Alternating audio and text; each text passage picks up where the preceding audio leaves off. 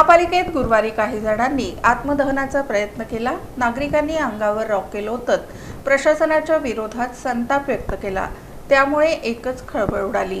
सोलापूर महानगरपालिकेच्या भूमी व मालमत्ता विभागाशी संबंधित प्रलंबित प्रश्न मार्गी लागत नसल्याच्या निषेधार्थ काही नागरिकांनी गुरुवारी महापालिका मुख्यालयात अंगावर रॉकेल ओतून आत्मदहन करण्याचा प्रयत्न केल्यानं एकच खळबळ उडाली। वेळेवर सुरक्षा कर्मचारी आणि पोलिसांनी हस्तक्षेप केल्यामुळे मोठा अनर्थ टळला।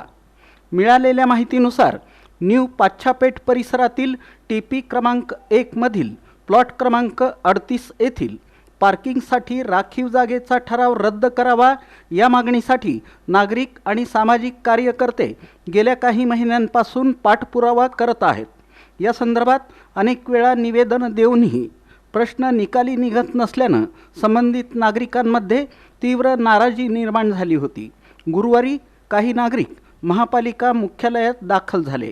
यावेळी त्यांनी प्रशासनाच्या विरोधात जोरदार घोषणाबाजी करत आपल्या मागण्यांकडे दुर्लक्ष होत असल्याचा आरोप केला। त्यानंतर आंदोलनकर्त्यांपैकी काहींनी अंगावर रॉकेल ओतून आत्मदहनाचा प्रयत्न केला। हा प्रकार लक्षात येताच महापालिकेतील सुरक्षारक्षक अधिकारी आणि उपस्थित पोलिसांनी तात्काळ धाव घेत संबंधितांना रोखलं।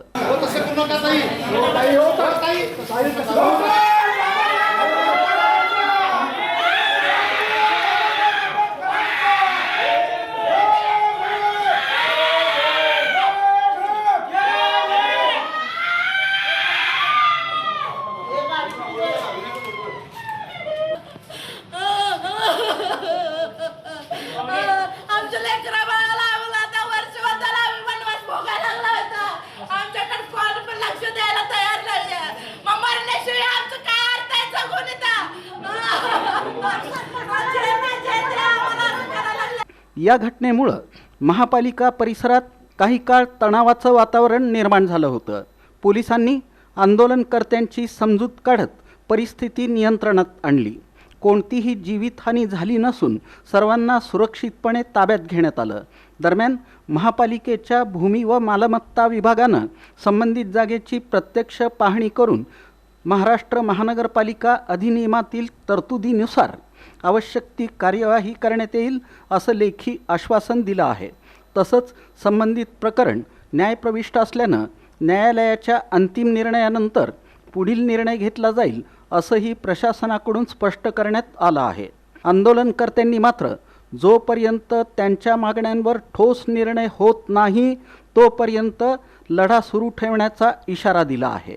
आम्ही 2-3 वर्ष झालं पातोड चौकामध्ये महानगरपालिकेची जागा होती। आम्ही तिथं राहत होतो। म्हणजे रस्त्यावर राहण्यापेक्षा तिथं संडास बाथरूमची जागा होती। साफसफाई करून आम्ही राहत होतो। 2-3 वर्ष झालं राहायला लागलो। आणि मग ते जे पाठीमागचं गुलाम पैलवान आहे त्यांनी ह्यांना महानगरपालिकेला हे करून आमचे घरं सगळे महानगरपालिकेची गाडी येऊन आमचे घरं पाडून टाकते बुलडोझरने। आणि त्याला ठराव करून जागा दिली म्हणून त्याने आम्हाला शिवीगाळ करून मी जागा विकत घेतलं म्हणून आम्हाला तिथून बेघर केलं। आणि रस्त्यावर आम्ही आता 7 महिने झालं आम्ही रस्त्यावरच उभं लेटर बाळ घेऊन आहे। सारखं हे महानगरपालिकेला भेटतं, इकडं येऊन सगळ्याला सांगतोय आमचा न्याय करा न्याय करा। तर आमच्याकडं कोणीसुद्धा लक्ष द्यायला तयार नव्हतं। पण आता मॅडम म्हणले ते सर चांगले देवासारखे भेटले। त्यांनी म्हणले की आता तुम्हाला तिथं घरं बांधून दे। आम्ही इथं आत्मदहन करण्यासाठी चालू होतो। आम्ही त्यांना सांगितलं पण होतं। आम्ही आंदोलनाला 10 दिवस बसलो होतो तिथं पूनम गेटपाशी। आणि त्यांना सांगितलं होतं आम्हाला जोपर्यंत न्याय मिळत नाही तोपर्यंत आम्ही इथून उठणार नाही। तर ते लोकरे साहेबांनी आम्हाला पत्र दिलं होतं तसं की 25 तारखेला तुम्हाला न्याय देणार म्हणून।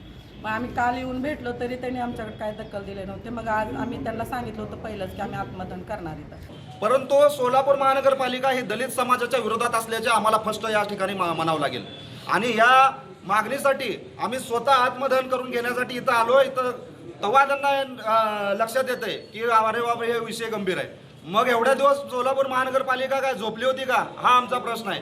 तात्काळ तो ठराव रद्द करून तो ठराव चुकीचा आहे आणि लोकवस्ती आहे तिथं आजूबाजूचा एक प्रशासकीय ठराव जर मंजूर होत असेल तर बाजूच्या लोकांचा त्या ठिकाणी सूची घेणं गरजेचं आहे। तसं कुठलेच नाही आणि त्या जागेवर कसलंच आरक्षण नाही। मग सोलापूर महानगरपालिकेला अशी काय गाय होती की त्यांना त्या गुलाम पैलवान मंगल कार्यालयवाल्याला त्या ठिकाणी पार्किंगसाठी ती जागा दिली आणि महानगरपालिकेचा जेव्हा इमारत त्याची गुलाम पैलवान मंगल कार्यालय उभारलं तेव्हा ह्यांनी चौकशी केली नाही का की त्याच्या ती जे इमारत आहे त्याला पार्किंगची सुविधा दिली नाही का?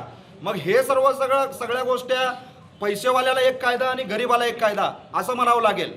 या घटनेमुळं महापालिकेच्या कारभारावर आणि नागरिकांच्या प्रश्नांबाबत प्रशासनाच्या भूमिकेवर पुन्हा एकदा प्रश्नचिन्ह उपस्थित झालं आहे.